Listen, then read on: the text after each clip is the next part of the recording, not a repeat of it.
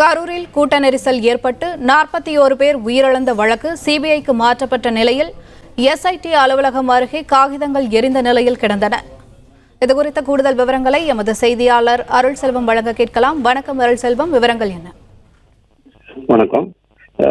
கடந்த 27ஆம் தேதி தாவேகாவின் மக்கள் சந்திப்பு நிகழ்ச்சி கரூர் மாநகராட்சி உட்பட்ட வேலுச்சாம்பரத்தில் நடைபெற்றது. இந்த வழக்கு தொடர்பாக நீதிமன்றம், சென்னை உயர்நீதிமன்றம் விசாரிப்பதற்காக அஸ்ராக் கார்க் தலைமையிலான சிறப்பு புலனாய்வு குழு ஒன்று அமைத்துள்ளது.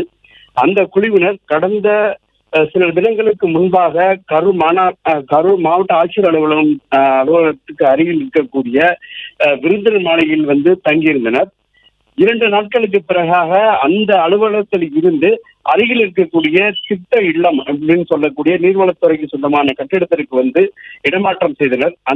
அந்த இடத்தில் வைத்து பல்வேறு தரப்பினரை, அதாவது உள்ளூர் தொலைக்காட்சி மற்றும் சவுண்ட் சர்வீஸ் நடத்தியவர்கள், இப்படி உள்ளிட்ட மேடை அமைப்பாளர்கள் என பலரையும் அழைத்து சம்மன் கொடுத்து வரவழைத்து விசாரணை மேற்கொண்டனர்.